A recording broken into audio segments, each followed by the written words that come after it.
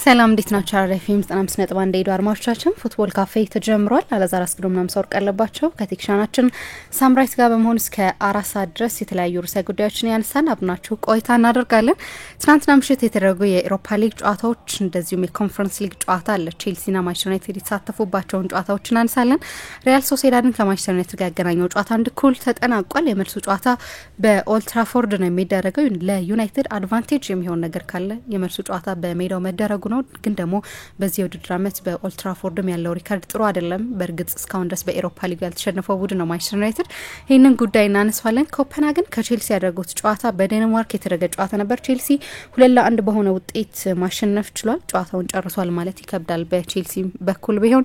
ይህንንም ጉዳይ እንደዚሁ የምናነሳ ነው የሚሆነው። ለ9 ወራት ደግሞ ከእግር ኳስ የታገቱትን የሊዮንን አሰልጣኝ እናነሳለን፣ ፓውሎ ፎንሴካን። እንግዲህ ለ9 ወራት ያህል ረጅም ይመስላል። በእግር ኳስ ብዙ ነገሮች የሚቀያየሩበት ጊዜ ነው። ይህንንም ጉዳይ እንደዚሁ የምናነሳ ነው የሚሆነው። ከዛ ውጪ ግን የሼዝኒን ጉዳይ እናነሳለን። ድንገት የባርሴሎና ቁጥር 1 ሰው ወሳኝ ሰው ሆኗል። ቁጥር 1 ግብ ጠባቂ ሆኗል። ይህንንም ጉዳይ እንደዚሁ የምናነሳ ነው የሚሆነው። አድማጮቻችን በእነዚህ ርዕሰ ጉዳዮች ላይ ደግሞ ያላችሁን ሀሳብ አስተያየት በፌስቡክ ገጻችን ላይ ታጋሩ እንችላላችሁ። የምንመለከታቸው ነው የሚሆነው። እስከ 4 ሰዓት ድረስ አብራችሁ እንደምትቆዩም ተስፋ እናደርጋለን። እንዴት አደርጋሊስ? በጣም ደህና ነኝ መስገነው። እንዴት አደርሽ መሰል አለሁ። እነዚህ ጉዳዮች ነው የምንቆየው። በእርግጥ ሌሎችም የአውሮፓ ሊግ ጨዋታዎች ነበሩ። ቶተናም ተሸንፏል በአልካማር ትናንትና ከሜዳው ውጭ ያደረገው ጨዋታ ነው። በጠባብ ውጤት ስለሆነ የተሸነፈው የመልሱ ጨዋታ ላይ እድል አለው አሁንም ቢሆን ቶተናም። ፌነርባቼም ተሸንፏል በሜዳው። የጆዜ ሞሪኞ ፌነርባቼ በሜዳው ነው የተሸነፈው። ባሪ ፈርጉሰን አዲሱ የፌነርባቼ የሬንጀርስ ጊዜ አሰልጣኝ ከፊሊፕ ክሌሞ ስንብት በኋላ ኃላፊነቱን ተረክቧል። ትልቅ ተጫዋች ነበር ከዚህ በፊት ለሬንጀርስ፣ ግን በፕሪሚየር ሊግም ለብላክበርን ሲጫወት አስታውሳለሁ። ትላንትና ወደ ፌነርባቼ ወደ ኢስታንቡል ሄዶ ነው ያሸነፋቸው። በጣም ያልተጠበቀ ነው። ጆዜ ከጨዋታው በኋላ ለእኛ ጥሩ ውጤት ነው ብለዋል። ምክንያቱም በጨዋታው ላይ ቡድናችን ደካማ ስለነበር ከዚህ በላይ በሰፊ ውጤት ልንሸንፍ እንችል ነበር። ድክመታችሁ የቱ ጋ ነው ሲሏቸው ሁሉም ቦታ ደካማ ነበር የሚል አስተያየት ሰጥተዋል። ባለፈው እንዳነሳሁት በዩሮፓ ሊግ ወደዚህኛው ዙር ያለፉት 24ኛ ሆነው ነው እና የቡድናቸው ውጤት ያን ያህል አመርቂ አይደለም በዚህ ውድድር ላይ። ግን ትላንትና በተለይ ከሬንጀርስ ወቅታዊ ሁኔታ አንጻር አሰልጣኝ ያሰናበተ ቡድን ከመሆኑ አንጻር መጥፎ ውጤት ነው። ሮማ ምሽቱን ያው የአሰልጣኝ ክላውዲዮ ራኒሪ ቡድን በጣም ተሻሽሏል። እሳቸው ኃላፊነቱን ከተረከቡ በኋላ ትላንትና በመጨረሻ ደቂቃ በተቆጠረ ጎል አትሌቲክ ቢልባኦን 2-1 አሸንፏል። ኤልዶር ሹሞሮዶቭ ነው ጎሉን ያስቆጠረው። ምሳ እንደምታውቂው በዚህ ውድድር ዘመን የዩሮፓ ሊግ የፍጻሜ ጨዋታ የሚደረገው በቢልባኦ ነው። ስለዚህ ለአትሌቲክ ቢልባኦ በዚህ አመት በሜዳው የዩሮፓ ሊግ የፍጻሜ ጨዋታ ለማድረግ እድል አለው። ከዚህ በፊት ሌላ ጊዜ በማርሴሎ ቢኤልሳ አሰልጣኝነት ለፍጻሜ ደርሶ ያውቃል። ነገር ግን በፍጻሜው በአትሌቲኮ ማድሪድ ተሸንፎ ዋንጫውን አጥቷል። አሁን በላሊጋው 4ኛ ስፍራ ላይ ያለ ግሩም የውድድር ዘመን እያሳለፈ ያለ ቡድን ነው። ነገር ግን የክላውዲዮ ራኒሪ ሮማ ትላንት አሸንፏል። በጣም አስደናቂ የነበረው ውጤት የላቲዮ ውጤት ነው። ትላንትና በ9 ተጫዋች ነበር ትላንት ጨዋታውን ያደረገው።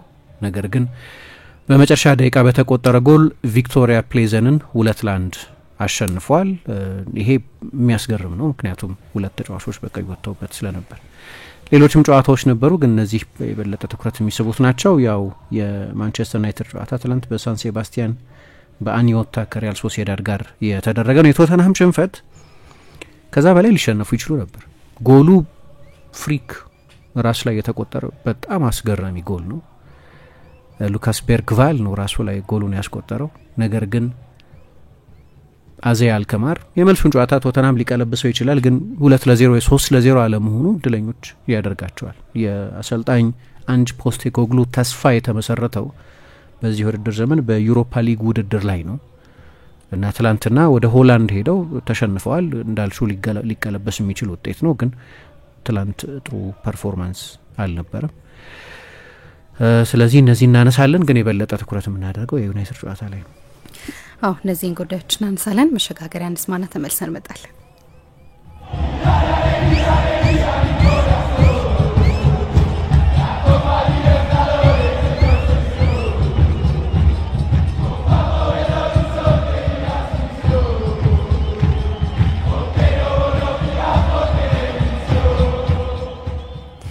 ተመልሰናል አድማጮቻችን። አራዳ ኤፍኤም 95.1 ላይ ነው የምትገኙት። ሪያል ሶሴዳድ ከማንቸስተር ዩናይትድ ያደረጉትን ጨዋታ እንመልከት። አንድ ጎል ተጠናቋል።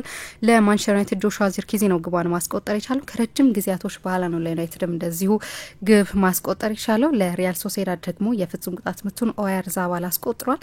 ይህንን ጉዳይ እንመልከተው። ለዩናይትድ መጥፎ የሚባል ውጤት ላይሆን ይችላል፣ ግን ደግሞ ጨዋታውን የሚያሸንፉበትም እድል ነበራቸው። እናንሳው ይህን ጨዋታ። ግን ጥሩ ነው መጥፎ ነው 1-1 ከሜዳ ውጭ ተጫውቶ የመልስ ጨዋታ በሚቀጥለው ሐሙስ ይደረጋል። መጥፎ ውጤት ነው ጥሩ ውጤት? ዩናይትድ አሁን ካለበት ሁኔታ አንጻር መጥፎ ውጤት አይደለም፣ ግን መጥፎ ውጤት ሊሆን እንደ ሁለተኛው ጨዋታ ይመስለኛል መጥፎ ነው ወይስ ጥሩ ነው የሚባል። ምክንያቱም ዩናይትድ አንዳንድ የጎል እድሎችን ፈጥሮ ነበረ ትናንትና።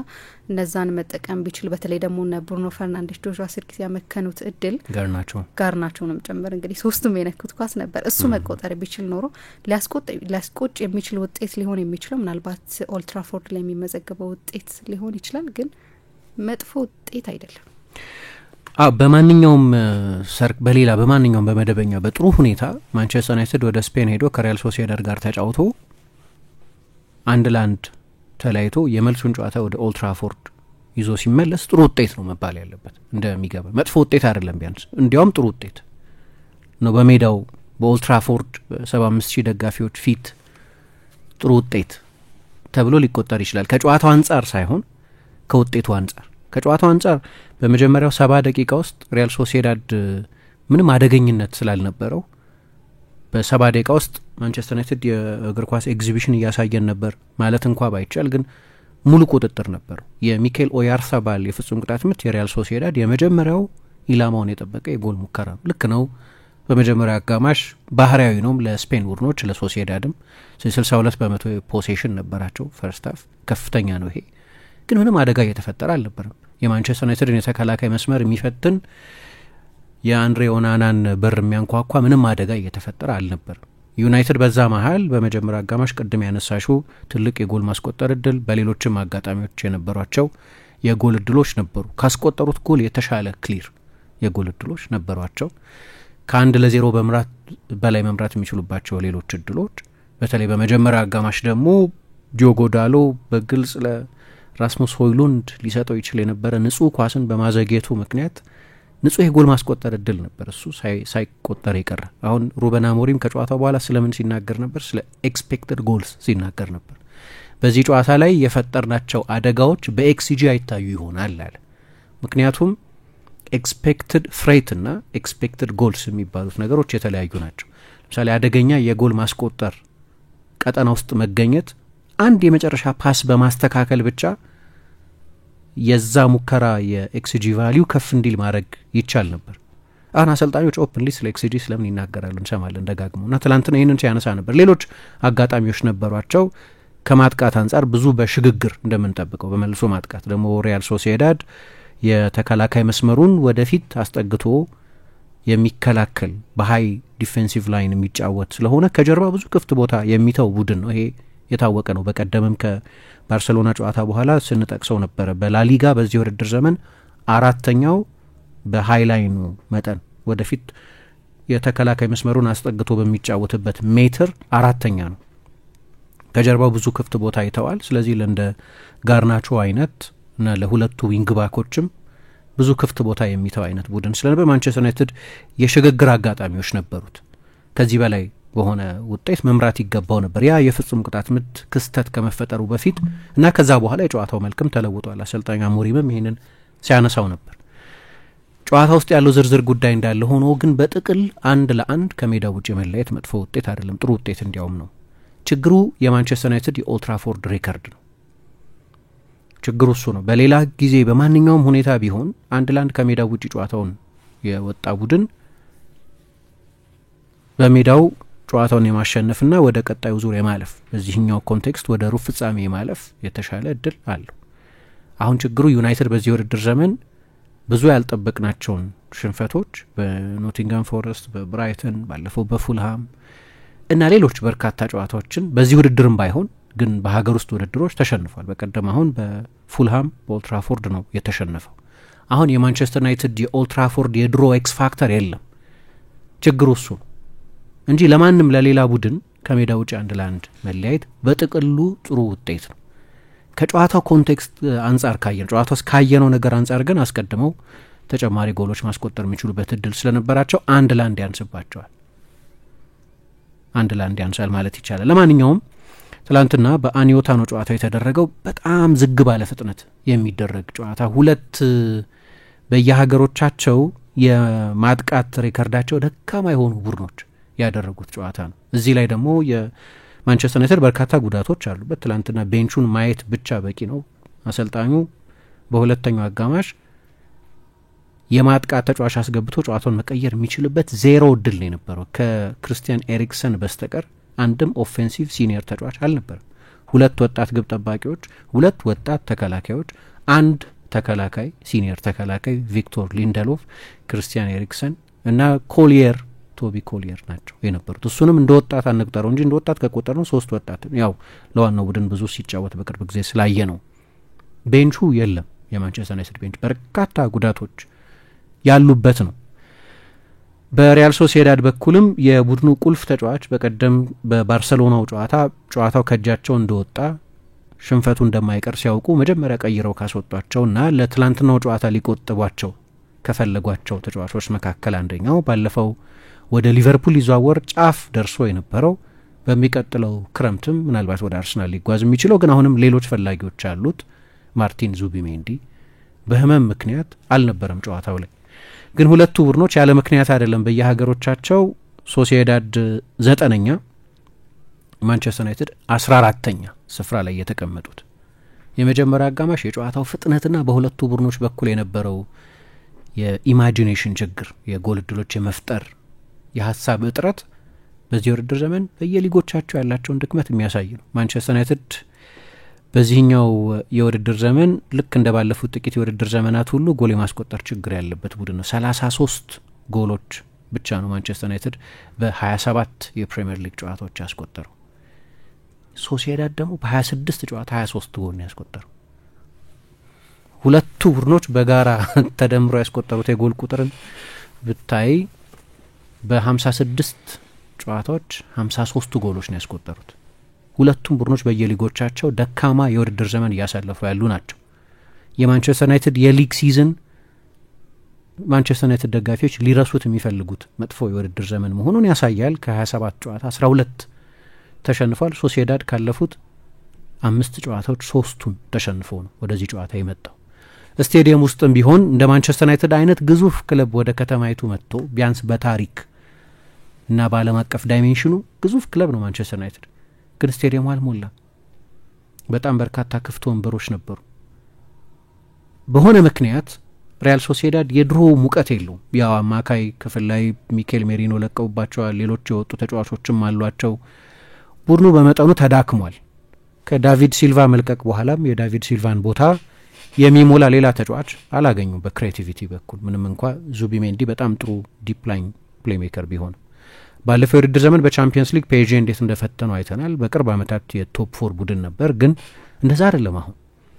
በተለይ በቅርብ ጊዜ ያሉት ውጤቶች ጥሩ ስላልሆኑ በብዙሃን መገናኛዎች በቅርብ ጊዜ አንበላቸው ሚኬል ኦያርሰባል አሰልጣኙን ወጥቶ ተችቷል። በጋዜጣዊ አንድ ቃለ ምልልስ ላይ አሰልጣኙ 6 ዓመት ከቆዩ በኋላ ከኃላፊነታቸው የሚለቁበት ጊዜ ሳይደርስ አልቀረም። እሳቸውን ኮንትራታቸውን ለማራዘም እያመነቱ ነው ይባላል። ጥሩ ሁኔታ ላይ ያለ ቡድን አይደለም። የማንቸስተር ዩናይትድ ጉዳይ ሁሉም ሰው የሚያውቀው ስለሆነ ብዙ በዝርዝር ማስረዳት አይጠበቅም። እኔ በጨዋታው ላይ እኔ ያየሁት የማንቸስተር ዩናይትድ ባር በጣም ዝቅ ያለ ስለሆነ በዚህ ውድድር ዘመን በንጽጽር ነው የምናነሳው። ከቀድሞቹ የማንቸስተር ዩናይትድ ቡድኖች ጋር ለምናነጻጽረው ይሄንን በዚህ ውድድር ዘመን ከታዩት ሌሎች ድክመቶች ጋር ነው የምናነጻጽረው። ከነዛ ድክመቶች አንጻር ዩናይትድ በጨዋታው ላይ ጥሩ ነበር። ልክ እንደ ፉልሃሙ ጨዋታ ማለት ነው። ጥሩ ነበር። ትላንትና ያው ሁለቱ ዊንግ ባኮች ፓትሪክ ዶርጉ እና ዲዮጎ ዳሎት ነበሩ በቀኝና በግራ በኩል። አብዛኛውን ጊዜ ማንቸስተር ዩናይትድ ያለ ኳስ ስላሳለፈ የመጀመሪያውን አጋማሽ 38% ብቻ ስለነበር የዩናይትድ የመጀመሪያ አጋማሽ የኳስ ቁጥጥር መጠን ፓትሪክ ዶርጉ እና ዲዮጎ ዳሎ በብዙ የጨዋታው ምዕራፎች እንደ አራተኛና አምስተኛ ተከላካዮች ከሶስቱ የመሀል ተከላካዮች ከማቲያስ ደሊት ከሌኒ ዮሮና ከኑሰር ማዝራዊ ተመሳሳይ ትይዩ መስመር ላይ የሚጫወቱ ናቸው።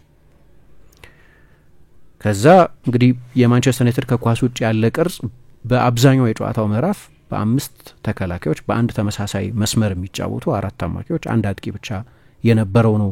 ሌሎቹ ሁለት 10 ቁጥሮችም ሌሎቹን ሁለት አማካዮች ትላንት ጨዋታውን በጥልቅ አማካይነት የጀመሩት ካሰሚሮና ብሩኖ ፈርናንዴዝ ያሉበትን ትይዩ መስመር ይዘው ይጫወቱ ነበር። አሁን ችግሩ ማንቸስተር ዩናይትድ ፕሬስ ስለማያደርግ ወይም በባክ ፋይፍ የሚጫወት በስትሬት ባክ ፋይፍ የሚጫወት ቡድን ስለሆነ ፕሬስ ለማድረግም በቂ ቁጥር ስለሌለው ብዙ የሜዳ ክፍል መተው አለበት እና በሎ ብሎክና በፋስት ትራንዚሽን በፈጣን የመልሶ ማጥቃት ለመጫወት የሚሞክር ቡድን ነበር። ይሄ ከአሰልጣኙ የጨዋታ እቅድ አንጻር ሰርቷል። ምክንያቱም ሶሲዳድ ቅድም እንዳነሳሁት በሀይ ላይን የሚጫወት ቡድን ነው።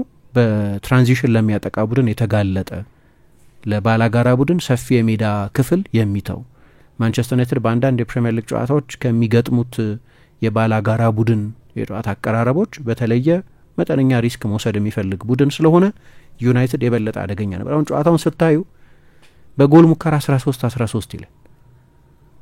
አሁን ይሄ ጨዋታውን በትክክል አያብራራው።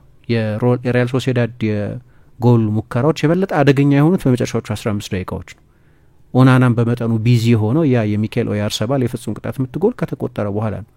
ከዛ በፊት ግን ማንቸስተር ዩናይትድ አሰልጣኙም እንዳለው መጨረሻ ላይ ሙከራ አልሆኑም ይሆናል ወይ በኤክስጂ አናያቸውም ይሆናል፣ ግን ብዙ አደጋዎች ፈጥረው ነበር ጎል ማስቆጠር የሚችሉባቸው ሌሎች እድሎች። አሁን ቅድም አሰልጣኙ አላየውም ይሆናል እንጂ አይቶትማ ዝም አይለውም አይነት አስተያየት ሰጥቷል ስለ ሆይሉንድ። ዳሎ በፍጥነት ስኩዌር ሊያደርገው ይችል ነበር፣ አላደረገውም። ባያየው ነው የአሰልጣኙ አስተያየት እንጂ ባየው ንጹህ በቃ ጎል የሚቆጠርበት እድል ነበር።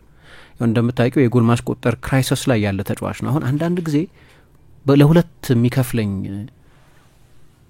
ሆይሉንድን በተመለከተ እንዲህ ያለው ነገር ነው።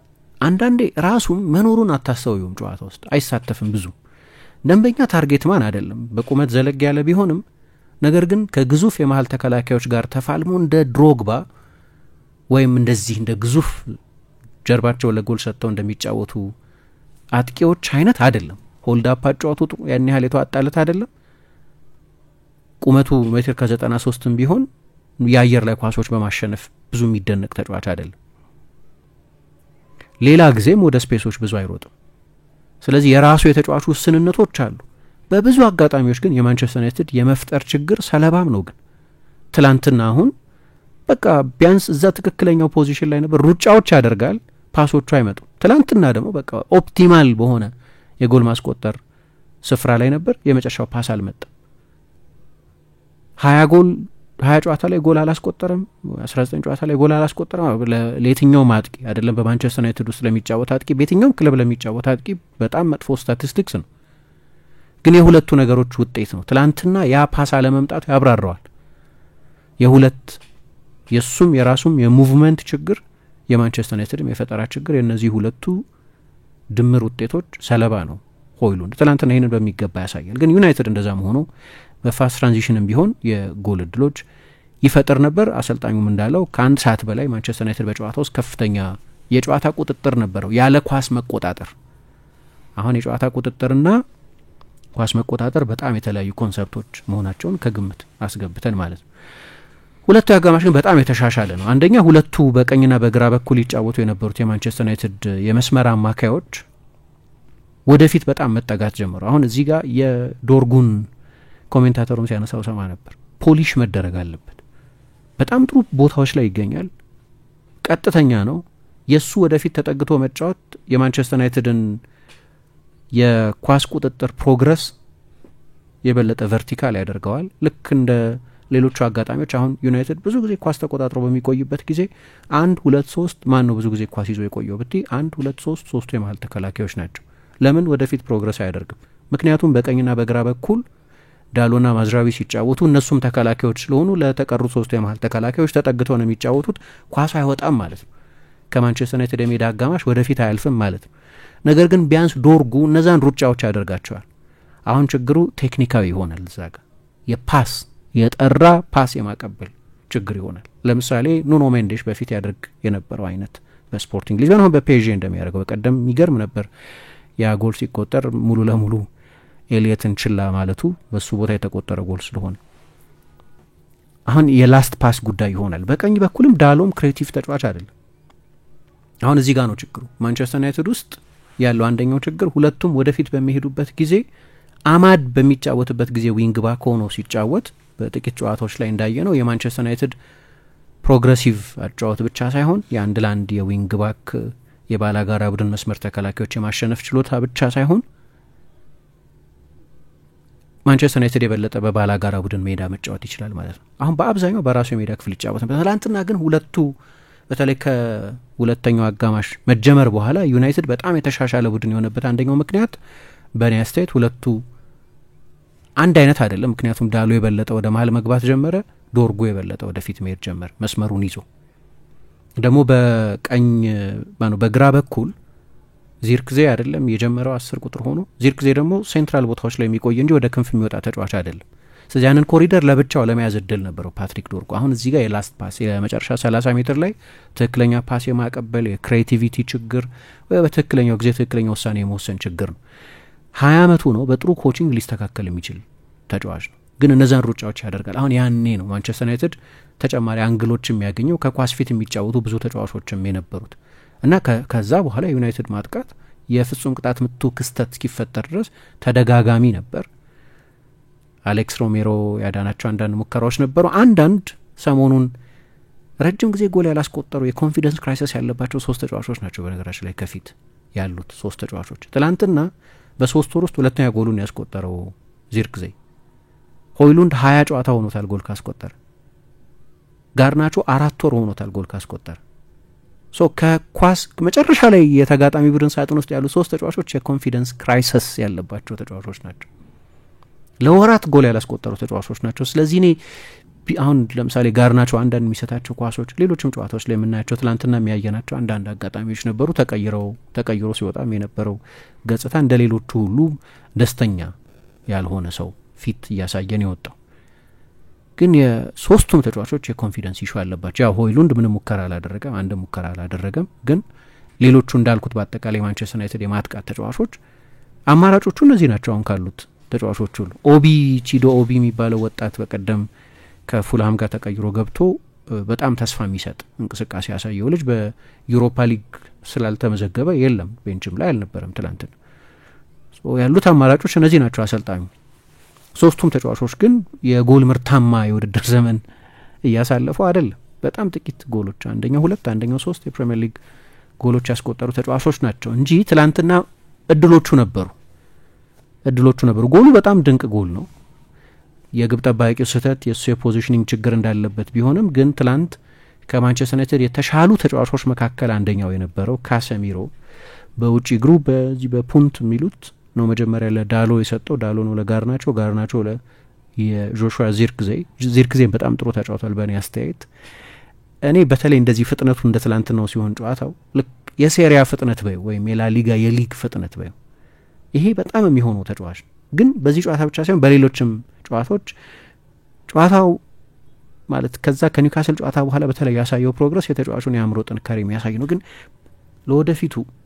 የወደፊቱ የረጅም ጊዜ ዘላቂ ቦታው የት እንደሆነ አላውቅም። ዩናይትድ ውስጥ የሚቆይ ከሆነ ግን አጥቂ አይደለም። አሰልጣኙ ከጨዋታው በፊትም 9 ቁጥር አይደለም ብሎ ተናግሯል።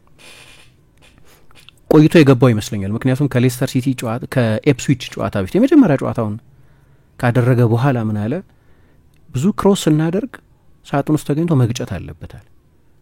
ሳጥን ውስጥ ተገኝቶ የሚገጭ ተጫዋች አልነበረም። ዩናይትድም ያመጣው ለዛ አይደለም፣ እንደዛ አይነት ተጫዋች አልነበረም። በተጋጣሚ ቡድን የፍጹም ቅጣት ምት ሳጥን ውስጥ በአማካይ 4 ጊዜ ብቻ ኳስ የሚነካ ተጫዋች ነበር ባለፈው የውድድር ዘመን። 40 ምናምን ኳስ ይነካል፣ 38ቱ ምናምን ከፍጹም ቅጣት ምት ሳጥን ውጭ የሚነካ ነው። የፍጹም ቅጣት ምት ሳጥን ተጫዋች አይደለም። በጣም ጥሩ የሊንክ ተጫዋች ግን የመጀመሪያ ቁጥጥሩ በጠባብ ቦታ የባላጋራ ቡድን ተጫዋቾችን ማለፍ የሚችልበት አብዶ በጣም ጥሩ የሊንክ ተጫዋች መሆን ይችላል። አሁን አላቅም በዚህ ሲስተም ለወደፊቱ ከሁለቱ 10 ቁጥሮች አንዱ ነው ሆኖ የሚጫወተው ወይስ ቦታው ዘላቂ ቦታው የት ነው? ስለዚህኛው ማንቸስተር ዩናይትድ ብዙ ማለት አይቻልም። ብዙ ለውጦች በሚቀጥሉት ዓመታት ልናይ ስለምንችል በስብስብ ውስጥ አጨራረሱም ያው እንዲሁ ዝም ብሎ ከግብ ጠባቂው ፖዚሽኒንግ አንጻር የሪያል ሶሲዳድ አሌክስ ሬሚሮ የግብ ጠባቂው ችግር ነው ልንን እንችላለን። ግን እዚህ ጋር የአሲስት ተብሎ አይመዘገብለትም እንጂ ይሄንን ኳስ ሊከላከል ይችል የነበረውን የሪያል ሶሲዳድ ተጫዋች ምናልባት ናያፍ አጌር ሊሆን ይችላል እሱን ከእንቅስቃሴ ውጭ ያደረገው ራስሙስ ሆይሉንድ ነው። አሁን አሲስት ተብሎ አይመዘገብም፣ ግን ያንን ግልጽ ፒክቸር ያገኘው በሆይሉንድ ሙቭመንትም ምክንያት ነው። ስለዚህ ይሄ አንድ ኳሱ ከተመሰረተበት ከተጠናቀቀበት ሂደት ካየን ድንቅ የቡድን ጎል ነው ማለት ይቻላል። ሌሎችም እድሎች አግኝተዋል። በተለይ በቀኝ በኩል አንድ አጋጣሚ ላይ አንግሉ አስቸጋሪ እንደሆነ አውቃለሁ። ቢያንስ ኢላማ እንዲጠብቅ ትጠብቂያለሽ። ጋርናቾ የውጭውን መረብ ታኮ የወጣው ኳስ ማለት ነው። አንግሉ አስቸጋሪ ነው፣ ግን በደህና ኮንፊደንሱ ላይ ቢሆን ቢያንስ ሬሚሮ እንዲያድነው ሊያስገድድበት የሚችል አንግል ነው የነበረው። ሌሎችም እንደዚህ እድሎች ነበሯቸው። ከዚያ ግን በቀጥታ በጨዋታው ለምን ወደ ቪአር እንደሚሄዱ አልገባኝም። መጀመሪያ አላወቅኩም ነበር፣ ለማወቅ ያስቸግር ነበር። ምክንያቱም ቀጥታ ጨዋታው በሪል ታይም የተጋጣሚ ቡድን የፍጹም ቅጣት ምት ሳጥን ውስጥ ምንም የተፈጠረ ነገር እንደነበር ማስተዋል ያስቸግር ነበር። አርቢትሩም አላዩትም ወይ አይተውትም ለፍጹም ቅጣት ምት የሚበቃ ክስተት ተፈጥሯል ብለው አላመኑ። ግን ያዩትም አይመስለኝም። ጨዋታው ቀጥሎ ነበር። ድንገት ግን ወደ ቪአር ሞኒተሩ ተጠርተዋል ተብሎ ሲመጡ አየናቸው። በፍጹም ቅጣት ምት ሳጥን ውስጥ ብሩኖ ፈርናንዴሽ የኳስ በእጁ ነክቷል። በቻምፒየንስ ሊግ፣ በዩሮፓ ሊግ፣ በኮንፈረንስ ሊግ በእነዚህ የዩኤፋ ውድድሮች ላይ በእጅ ኳስ የመንካት ጉዳይ ከሊግ ጨዋታዎች በተለየ ሁኔታ በጣም ስትሪክት ነው። የማንቸስተር ዩናይትድ ተጫዋቾች ራሳቸው ያውቁታል። ባለፈው የውድድር ዘመን ለምሳሌ በኮፐንሃገን ሜዳ የተሰጡት እነዛ 2 የፍጹም ቅጣት ምቶች ኳስ በእጅ የመንካት የዩኤፋ ፖሊሲ ምን ያህል ጥብቅ እንደሆነ የሚያሳይ ነው። በእርግጥ እጁን ወደ ላይ አንስቷል። አንናቹራል ፖዚሽን የሚሉት ቦታ ላይ ነው ያለው። ምናልባት ግን በሊግ ቢሆን ፕሮክሲሚቲ ምን የሚሉት ታይቶ ላይሰጥ ይችላል። በዩኤፋ ግን በየጨዋታው የምናየው ውሳኔ ነው። ሁል ጊዜ ይሰጣል። ላለፉት 2 ወይ 3 ዓመታት እንዲህ አይነት የፍጹም ቅጣት ምቶች ይሰጣሉ። ያንን ምስል ስናይ አርቢትሩ የፍጹም ቅጣት ምት እንደሚሰጡ ግልጽ ነበር። የእሳቸው ውሳኔ እስኪረጋገጥ ድረስ መጠበቅም አያስፈልገንም። የፍጹም ቅጣት ምት ሰጥቶ ያው ሚኬል ኦያርሳባል የመጀመሪያውን ጎል አስቆጠረ። ይሄ ነው የጨዋታው ተርኒንግ ፖይንት እንጂ እስከዛ ድረስ ማንቸስተር ዩናይትድ በመከላከል በኩል ምንም እድል አልሰጠም ለሶሲዳድ። እንዲያውም አንዳንድ እንደ ባራንቼ አይነት የሶሲዳድ የማጥቃት ተጫዋቾች ሁሉ ተቀይረው ወጥተዋል። ጥሩ ጊዜ እያሳለፉ አልነበረም የሶሲዳድ የማጥቃት ተጫዋቾች። ኦያርሰባልም ቢሆን ሌሎቹም ተጫዋቾች ታኬ ኩቦም ቢሆን እሱም ተቀይሮ ወጥቷል። ይሄ ራሱ መልእክት ያስተላልፋል። ጥሩ ጊዜ አልነበረም ለሶሲዳድ የማጥቃት ተጫዋቾች። ግን የሲዝኑ በሙሉ ድክመት ነው። 23 ጎል ብቻ ያስቆጠረ ቡድን ነው በዚህ ውድድር ዘመን። ይሄው ችግር ነው ትላንትና ሜዳ ውስጥ የታየው። ግን የማንቸስተር ዩናይትድ የመከላከል ቅርጽም ግሩም ነበር ማለት ነው። ኦናናን በደንብ ጋርደውታል። በኋላ የፍጹም ቅጣት ምቱ ከተቆጠረ በኋላ ነው ስቴዲየም ውስጥም ያለው የአኒዮታ ስሜት የተነቃቃው። አሰልጣኝ አሞሪም ደግሞ እንዳለው በመጨረሻዎቹ 20 ደቂቃዎች በጣም ዝለን ነበር አለ። ፋቲግ መዳከም ነበር አለ። መዳከሙ ምናልባት የመጣው ምናልባት እነዚህ በርካታ ተጫዋቾች በቀደም የፉልሃም ጨዋታ ላይ ለ120 ደቂቃ ለ2 ሰዓት ተጫውተዋል። ከዛ ደግሞ ያው ቴንሽን ያለበት ፍጻሜ ነው አይደለም፣ የመለያ ምት ስለነበር እሁድ ነው ጨዋታው የተደረገው። በእርግጥ ሶሲዳድም እሁድ ነው የተጫወተው፣ ግን 2 ሰዓት ተጫውተው ነው የመጡት። የሶሲዳዱ አሰልጣኝ የበቀደሙ ጨዋታ ላይ ወስነው ስለነበር በርካታ ተጫዋቾችን ለውጠዋል። የባርሴሎናው ጨዋታ ላይ 8 ተጫዋቾች ያልነበሯቸውም ከጨዋታው በፊት፣ ጨዋታው ላይ ደግሞ አንዳንድ ጠቃሚ ተጫዋቾቻቸውን በጊዜ አሪት ሴልስቶንዶ የሚባለው ተጫዋች ከወጣባቸው በኋላ ለዚህኛው ጨዋታ አሳርፈዋቸዋል። እና አሰልጣኙ ምናልባት ይሄ አብራራው እንደሆነ አላቅም፣ አሰልጣኙ የሚለው በቅርብ ጨዋታዎች ያሉ የመርሃ ግብር መደራረቦች አዝለውናል ነው። የመጨረሻ 20 ደቂቃ ላይ መዳከም ነበር ነው። እኔ ግን የምለው ጎሉ ነው ጨዋታውን የለወጠው። የፍጹም ቅጣት ምቱ ያ ኢንሲደንት ነው ጨዋታውን የለወጠው። እስከዛ ድረስ ሪያል ሶሲዳድ ጨዋታ ውስጥ አልነበረም። መጨረሻ ላይ አሰልጣኙ ጥሩ ውጤት ነው አይደለም ሲሉት ጥሩ ውጤት ነው፣ ግን በመጀመሪያው 70 ደቂቃ ውስጥ ደህና ስለነበርን ከዛ በላይ በሆነ ውጤት መምራት ስለነበረብን ያስቆጫል። በመጨረሻው 15 ደቂቃ ግን ልንሸነፍ እንችል ነበር አለ። አንድ በተለይ ሼራልዶ ቤከር የሚባል ከዚህ በፊት ቡንደስሊጋ ለኡኒዮን በርሊን ይጫወት የነበረ አንድ ተጫዋች አለ። ተቀይሮ ገብቶ ከታኬፉሳ ኩቦ መውጣት በኋላ እሱ ነበር በቀኝ በኩል ይጫወት የነበረ። አንድ ንጹህ ኳስ ቅድም ዳሎ ሆይሉንድ ሊሰጠው ይገባኝ ነበር አይነት ኳስ ልበለው። ልክ እንደዚህ አይነት ኳስ ለኦሪ ኦስካርሰን የሚባል ወጣት አይስላንድ አጥቂ ያላቸው እሱን ሁለቱም ተቀይሮ የገቡ ተጫዋቾች ናቸው። አንዳንዴ ለምን ተጫዋቾች ቀኝ እግራቸው ላይ እንደዚህ ዲፔንደንት እንደሚሆኑ አላውቅም። የሁለት እግር ችሎታ አስፈላጊ የሚሆነው ለዚህ ነው። ለአንግሉ የሚሻለው በግራ እግሩ መምታት ነው፣ ግን በውጭ እግሩ በቀኝ እግሩ ለመምታት ሞከረና ሙሉ ለሙሉ ኢላማውን ሳተው። በግራ እግሩ ቢሆን በውስጥ እግሩ በደንብ ከርል ለማድረግ ይመቸው ነበር።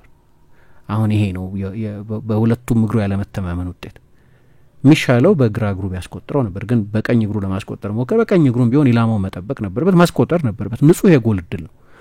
አሰልጣኝ ሩበን አሞሪምም ከጨዋታው በኋላ ያለው በመጀመሪያው 70 ደቂቃ በነበረን ብቃት 1-1 ደስተኛ ሊያደርገን አይችልም፣ ግን በመጨረሻዎቹ 15 ደቂቃዎች ውስጥ ደግሞ ልንሸነፍ እንችል ነበር፣ እድሎች ነበሯቸው፣ ከጎሉ በኋላ ጨዋታው ተቀይሯል የሚል አስተያየት ሰጥቷል። መጠነኛ አድቫንቴጅ አለው ያው እንዳልኩት በሜዳው ስለሚጫወት፣ ግን እስከዚህ የውድድር ዘመን ምዕራፍ ድረስ ማንቸስተር ዩናይትድ በሜዳው ተጫውቶ ውጤታማ የመሆን ማስረጃ የለውም።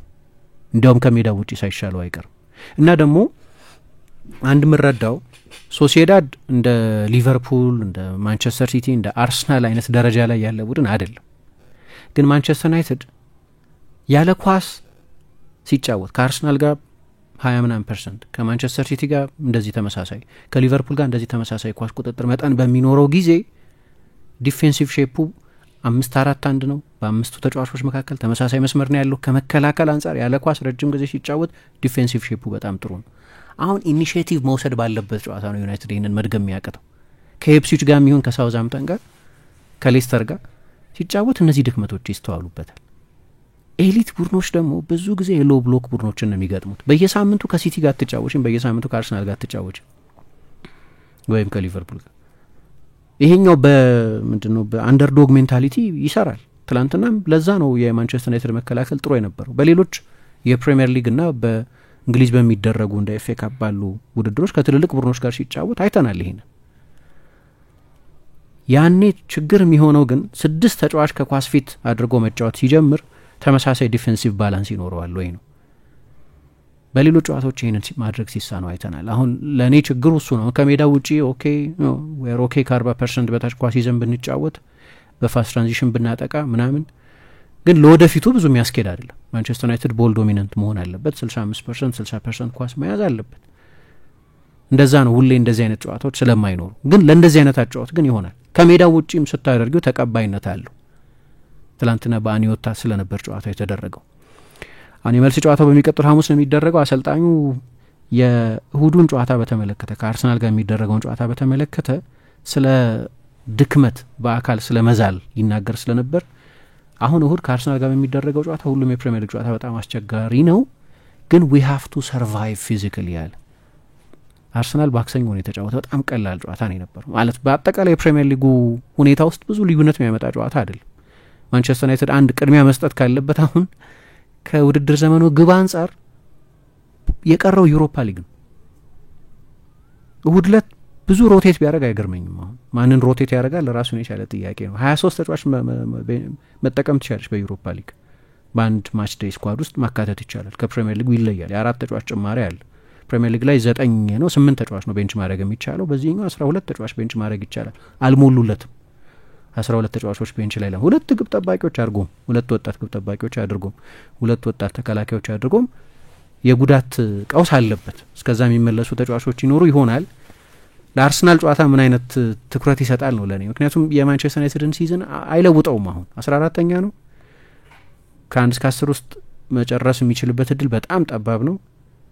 እንዲሁ ለደጋፊ ሴንቲሜንት ካልሆነ በስተቀር ለኔ ከውጤት አንጻር ከፕራግማቲክ ፖይንት ኦፍ ቪው አንጻር ካየ ነው ቤንች ተጫዋቾችን መጠቀም ነው የሚያዋጣው።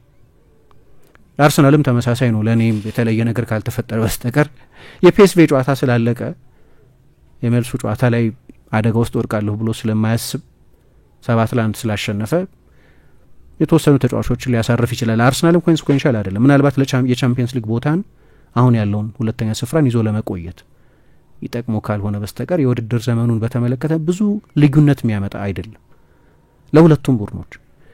በተለይ ግን ዩናይትድ የሚጠቀምባቸው 11 ተጫዋቾች በተለይ አሰልጣኙ የመጨረሻዎቹን 20 ደቂቃዎች የድካም ጉዳይ ስላነሳ ከሜዳቸው ውጪ ነው የተጓዙት። ብዙ ሩቅ አይደለም ግን ፍላይት አለባቸው። ጉዞ አለባቸው ወደ ስፔን ደርሶ መመለስ። ዛሬ አርብ ነው። ዛሬ ልምምድ አይሰሩም። ጨዋታው ላይ ያልተሳተፉ የተወሰኑ ተጫዋቾች ካልሆኑ በስተቀር በአርሰናል ጨዋታና በዚህኛው ጨዋታ ማለት አንድ ትሬኒንግ ሴሽን ነው ያላቸው ማለት ነው። አንድ ሪከቨሪ ነው ያላቸው። ዛሬ ሪከቨር ነው የሚያደርጉት። ነገም ከጨዋታ በፊት ያለ ስለሆነ ሄቪ ትሬኒንግ አይሰሩ። ድካም አለ በጣም እና ምን አይነት 11 ተጫዋቾች እንደሚጠቀሙ ማወቅ ፈልጋለሁ። ምክንያቱም ለዩናይትድ የ100 ሚሊዮን ፓውንድ ጨዋታ ነው ይሄ። የሚቀጥሉ ዓመት ቻምፒየንስ ሊግ ለመሳተፍ የሚደረግ ጨዋታ ነው። አሰልጣኙ እንደ ደጋፊ ሊያስብ አይችልም። አሰልጣኙ ፕራግማቲክ ነው። የተወሰኑ ተጫዋቾችን ቢያሳርፍ አይገርመኝም ፍረሽ ለማድረግ ለሶሲዳዱ የመልስ ጨዋታ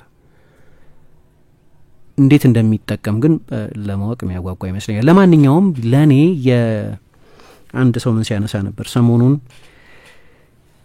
የአንቶኒ ወኪል ጁኒዮር ፔድሮሶ የሚባለው ሰው ስለ አንቶኒ ባለፈው ሳምንት ሩበን አሞሪም አስተያየት ሰጥቶ ነበር። በሪያል ቤቲስ ጥሩ እየተጫወተ ያለበት ምክንያት ፊዚካሊቲ ነው የሚል አስተያየት ሰጥቶ ነበር እና ዝርዝር ሩበን አሞሪም ከመጣ በኋላ ማንቸስተር ዩናይትድ 23 ጨዋታ አድርጓል። ከነዚህ 23 ጨዋታዎች መካከል 9 ላይ ነው የተሳተፈው። ግን በ9 ጨዋታዎች በአጠቃላይ ሊጫወት ከሚችልባቸው ይህን ያህል ሺህ ደቂቃዎች ይህን ያህል ጥቂት 200 ምናምን ደቂቃን የተጫወተው ምንም እድል ያልሰጠው ሰው እንዴት እድል ላልሰጠው ተጫዋች በጨዋታ ላይ ላላሰለፈው ተጫዋች ምክንያቱ አካላዊ ነው ይላል። እንዴት ላሊጋን እንደዚህ ያሳነሳል የሚል አስተያየት ሰጠ። አው ላሊጋን ማሳነስ ሳይሆን የላሊጋ ፔስ ግን ጠቅሞታል አንቶኒ። ይሄ ጥያቄ ያለውም አይመስለኝም። ላሊጋ ሜቢ የበለጠ ቴክኒካል መሆን ሊፈልግ ይችላል፣ የበለጠ ታክቲካል መሆን ሊጠይቅ ይችላል። ፕሪሚየር ሊግ ደግሞ አትሌቲክ መሆን ይጠይቃል። አሁን ትላንትና የጨዋታው ቴምፖ እንደዛ ዝግ ማለት ካሰሚሮን በጣም የተሻሻለ ተጫዋች ያደረገው። በፕሪሚየር ሊግ አንዱ ችግር ካሰሚሮ ድሮም ቢሆን ባለፈው 10 ዓመት ካየናቸው ምርጥ 6 ቁጥሮች መካከል አንዱ ነው። ጥያቄ ሊነሳበት እኮ አይችልም እሱ። ችግሩ ግን እድሜው 30 ዓመት ካለፈ በኋላ ብዙ ትራንዚሽኖች ባሉበት ከፍ ያለ ፍጥነት ባለበት ፕሪሚየር ሊግ ሲመጣና የማንቸስተር ዩናይትድ የመከላከል መዋቅር ልክ እንደዚህ የተዛነፈ ሲሆን ለብቻው ሰፊ የሜዳ ክፍል እንዲከላከል ሲገደድ አልሆነም። የአትሌቲሲዝም የለውም። ትላንትና ግን የሶሲዳድ ፍጥነት በጣም የተመቸው አንደኛው ተጫዋች ካሰሚሮ ነው። በተለይ በሁለተኛው አጋማሽ በጣም ግሩም ኳሶች፣ አንዴ በሶሲዳድ የተከላካይ መስመር ላይ ለብሩኖ መሰለኝ አንድ ድንቅ ኳስ ሰጥቶታል። የመጀመሪያ ጎል ሲቆጠር እንዳልኩት የብቻኛው ዩናይትድ ጎል ሲቆጠር የሱ ያግድሞሽ ኳስ ነው። መጀመሪያ ወደ ዳሎ ሄዶ ከዛ ጋር ናቸው ከዛ ዚርክዜ ጋር ይመጣው። ተመሳሳይ የጨዋታው ፍጥነት ዝግ ማለት ለዚርክዜ ይሰራ ነበር እና ደግሞ የሶሲዳድ ሃይ ዲፌንሲቭ ላይ ለነጋር ናቸው አይነት ተጫዋቾች ይመች ነበር። ይህንን ከአንቶኒ ጋር ለምንድነው ማንሳት የሚያስፈልገው? አሰልጣኙ ይህንን ነጥብ አንስቶት ስለነበር። ስለ ሳንቾ በነገራችን ላይ ይሄ ይባላል። ሳንቾ ቡንደስሊጋ ፋስት ነው፣ ግን እንደ ፕሪሚየር ሊግ አይነት ኢንቴንሲቲ የለው። እዛ ሲሄድ ሌላ ተጫዋች ነው አይደለም ወይ? በአውሮፓ ውድድሮች ላይ ሌላ ተጫዋች ነው። ፕሪሚየር ሊግ ላይ ግን ዝግ ያሉ የክንፍ ተጫዋቾች የሉ ማለት አይደለም። ለምሳሌ እኔ ሁሌ አእምሮ ላይ የሚመጣው ኩሉሴቭስኪ ነው። ፈጣን አይደለም ኩሉሴቭስኪ፣ ጥሩ አትሌት ነው፣ ኢንዱራንስ ያለው ነው። እንደ መካከለኛ ርቀት ሯጭ አይነት ኢንዱራንስ ያለው የስታሚና ሯጭ ነው እንጂ ስፕሪንት አያደርግም። ለምሳሌ እንደ ብሬናን ጆንሰን አይነት ፍጥነት የለው። ዝግ ብሎ ነው የሚጫወተውና ግላይድ ነው የሚያደርገው። ያን ያህል ብዙ የሚሮጥ ተጫዋች አይደለም ማለት በፍጥነት በአክሰለሬሽን በኩል ማለት ነው። ግን ምን አይነት ችሎታ አለው? የፕሌይ ሜኪንግ ችሎታ አለው። ቤርናርዶ ሲልቫን ብዙ ጊዜ ክንፍ ላይ ይጫወታል ለሲቲ። ቤርናርዶ ሲልቫን ፈጣን አይደለም፣ ግን ምን አይነት ችሎታ አለው? እነዛን ትራያንጉሌት ማድረግ ይችላል፣ አንድ ሁለት መጫወት ይችላል። በጣም ኢንተሊጀንት ነው።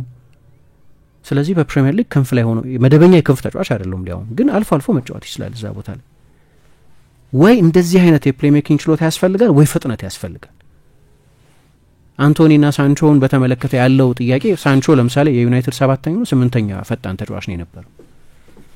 የዩናይትድ የክንፍ ተጫዋች ከሆንሽ ቶፕ 5 ውስጥ በትንሹ መግባት አለብሽ በፍጥነት። ያ አልነበረውም።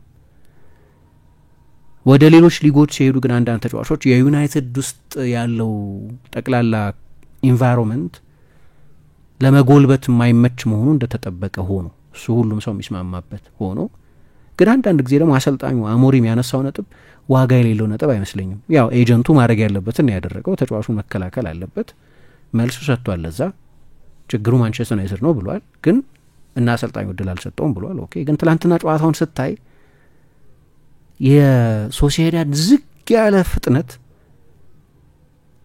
በፕሪሚየር ሊግ ከምናያቸው ጨዋታዎች በጣም የተለየ ነው። ስለዚህ ለአንዳንድ ተጫዋቾች ተመችቷቸዋል ይሄ ዝግ ባለ ፍጥነት ጨዋታው መደረጉ። በመከላከልም ተመሳሳይ ነገር። አንድ በጣም ጥሩ ድራማ የሆነ አወዳደቅ ወድቆ አንድ ማታያስ ደሊትም የመጀመሪያው ወድቆ ነው፣ ግን እግሩን እንደው በጣም በሚገርም መከላከል ነው ሚዛኑን ስቶ ወድቋል። ግን ትልቅ የጎል ማስቆጠር እድል ሊሆን ይችል ነበር ለሶሲዳድ። ለማንኛውም ፔሱ ዝቅ ያለ ጨዋታ መሆኑ ጠቅሟል። ይሄው ኢንቴንሲቲ ፕሪሚየር ሊግ ጨዋታዎች ላይ ብዙ ጊዜ አይታይም በባላጋራ ቡድኖች በኩል።